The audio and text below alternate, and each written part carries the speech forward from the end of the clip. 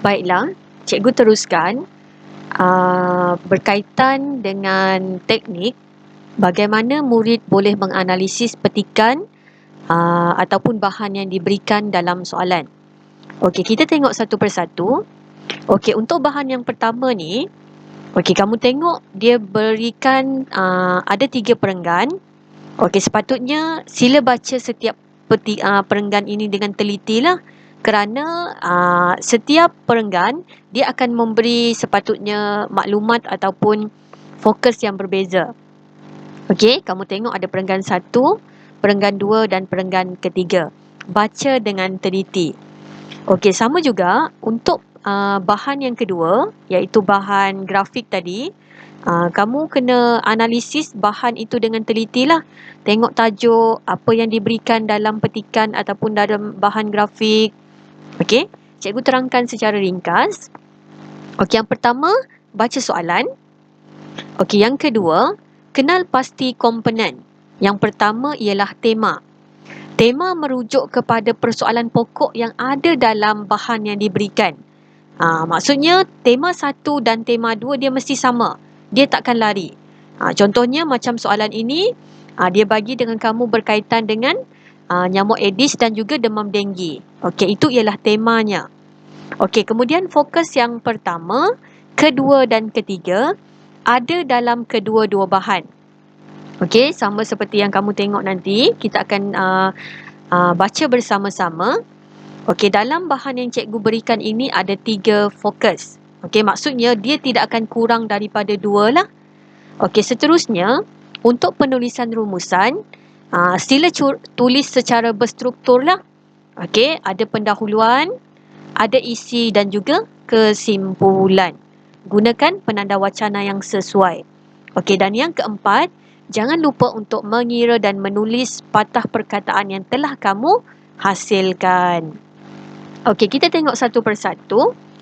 Okey, ini ialah petikan yang telah kawan kamu baca tadi. Okey, sepatutnya apabila kamu telah berjaya menganalisis dengan baik, ini ialah hasil yang akan kamu jumpa ataupun yang akan kamu temui lah. Okey, dalam bahan satu. Okey, kita tengok satu persatu.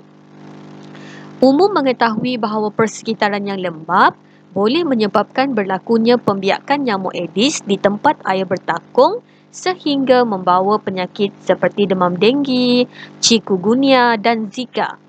Selain itu, perubahan iklim terutama dengan musim hujan dan panas silih berganti merupakan faktor kepada wabak penyakit ini semakin merebak. Maksudnya, kamu dah boleh dapat gambaran apabila kamu tengok soalan, petikan ini dia berkaitan dengan pembiakan nyamuk Aedes. Okey, yang berwarna biru ni ialah faktor. Merujuk kepada punca lah kenapa berlakunya pembiakan nyamuk Aedes. Kamu tengok kepada bahagian yang cikgu tandakan berwarna merah. Okey, yang pertama, masyarakat diminta melaksanakan aktiviti pencegahan. Ini merujuk kepada langkah, kaedah apa yang perlu dilakukan untuk memusnahkan kawasan pembiakan nyamuk Aedes. Okey, untuk yang perenggan yang pertama ni, dia bagi masyarakat diminta melaksanakan aktiviti pencegahan, memusnahkan tempat pembiakan nyamuk Aedes. Dalam perenggan yang kedua, masyarakat menggunakan semburan aerosol, memakai pakaian berlengan panjang, pemasangan jaring. Okey, dia bagi dengan kamu lebih daripada 4. Seterusnya, kita bergerak kepada perenggan yang ketiga. Okey, dalam petikan ini dia tunjukkan punca ataupun sikap kenapa kes demam denggi ataupun kawasan tu tadi sukar untuk dihapuskan. Okey, yang pertama, sikap segelintir masyarakat ataupun penduduk yang pengotor suka membuang sampah di merata-rata tempat. Okey, ini ialah faktor. Okey, ni tadi langkah, ini faktor. Sekarang kita tengok kepada bahan yang kedua. Bahan yang kedua ni sama seperti yang cikgu terangkan tadi. Tengok secara teliti tajuk dan juga serba sedikit penerangan. Okey, kempen pencegahan wabak denggi. Ini merujuk kepada langkah. Okey, seterusnya membuat semboran, menguatkuasakan undang-undang, memberi pendidikan. Seterusnya, untuk bahagian keburukan, mereka nyatakan di sini, antara beberapa keburukan, antaranya ialah tekanan darah menjadi rendah dan menyebabkan kematian.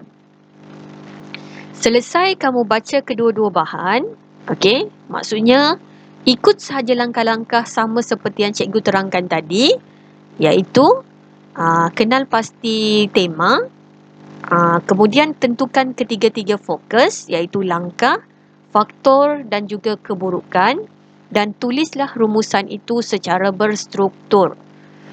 Seterusnya, kita tengok bagaimana menulis rumusan dengan lengkap.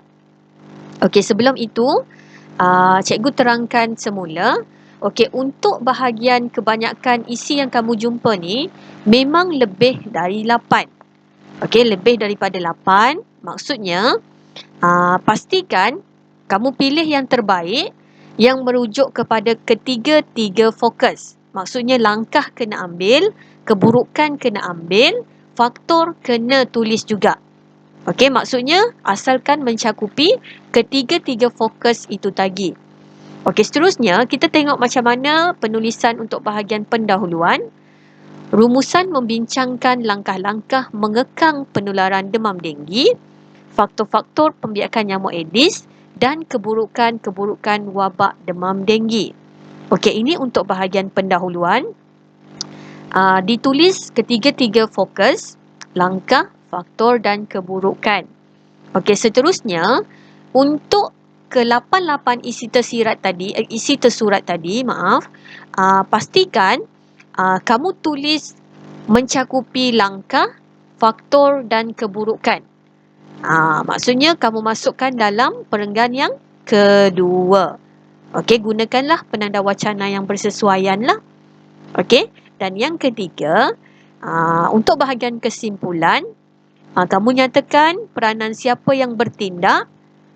Kemudian kena kaitkan serba sedikit dengan tema, iaitu berkaitan dengan wabak demam denggi tadi, dan nyatakan kesannya. Ini ialah teknik menulis penutup. Kesimpulannya, yang bertindak adalah semua pihak perlulah bekerjasama menangani demam denggi supaya menjamin kesihatan dan keselamatan masyarakat. Ini ialah serba sedikit penerangan ringkas yang cikgu terangkan berkaitan dengan teknik menulis rumusan dengan betul.